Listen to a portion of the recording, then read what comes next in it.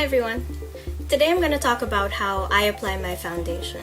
Now, this isn't necessarily the right way or the perfect way, but this is pretty much the way that works for me, and I hope that it'll work for you too. I'm going to talk about using an oval brush, a buffing brush from Real Techniques, a stippling brush, and a sponge or a beauty blender. So first, I'm going to show you how to use a beauty blender. You just kind of bounce it on your face, and you get that nice natural looking foundation. Now you don't necessarily need to use a beauty blender. You can use, a cheap sponge. I got this one from Watson's in a huge set.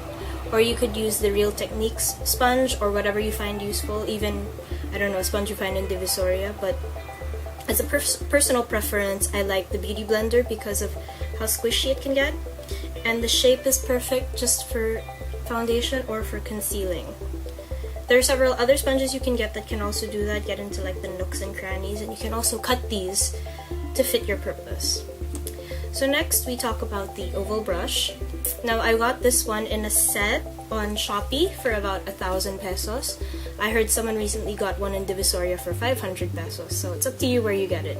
I'm sure you can get it at Lazada, or you can even get the really legit one, which is I think $60 for one brush, but that's up to you. So what you do here is you basically just glide it over your face or kind of massage it over your face. It's a really quick technique and it gets it done much faster than the beauty blender.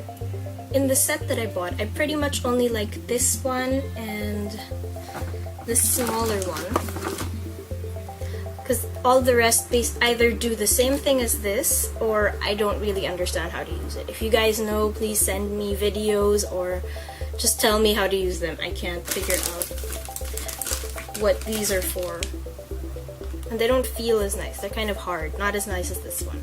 Not as nice as this one. Anyway, we're moving on to the stippling brush. I got this one from Suesh in Mega Mall. I'm pretty sure you can buy this on their website or their other branches. I really like the quality of this brush because not a lot of the hairs fall out, which really pisses me off about another brush that I have. But anyway, so you kind of do the same thing as with the beauty blender. You kind of bounce it off. You kind of bounce it on your face, kind of dab it on. And you get that really flawless looking foundation with this. Next, we're going to use the Real Techniques buffing brush. It comes in a core collection set with a buffing brush, a pointed foundation brush, a contour brush, and a detailer brush. I do not like this brush. I do not see the point of using it, so it pretty much stays inside the packaging. I use the buffing brush, contour brush, and detailer brush all the time. Anyway, for this, you kind of just sweep it around your face. It also gets pretty much the same look as the stippling brush from Suesh. Now, some tips to make sure that your foundation really lasts, or to make sure that it has a good base. First, you want to make sure that you use moisturizer. You want to use a moisturizer to make sure that your skin is nice and hydrated and the foundation won't sit on the dry places on your skin. Even if you have oily skin, it's good to moisturize first. Second, you want to make sure that you put on some sunscreen. You want to put on your sunscreen before your foundation so that it really has time to absorb into your skin. But later on in the day, you can apply it on top and that will be completely fine. And third, you want to use a primer. You want to use primer to make sure that the foundation really stays on. And this gives it a good base to start on, like with painting. Not that I paint, but that's what I've heard. To really make your foundation last, it's also good to set it with a translucent powder. Just like this. There are several different brands of translucent powder that are good.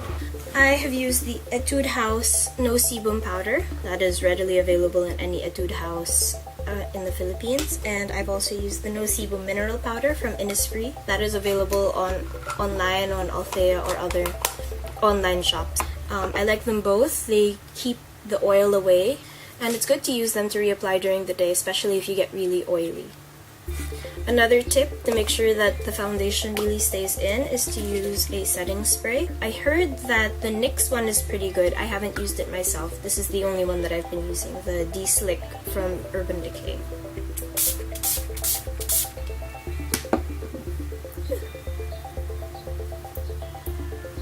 So that's it for me. If you like this video, please leave a thumbs up below.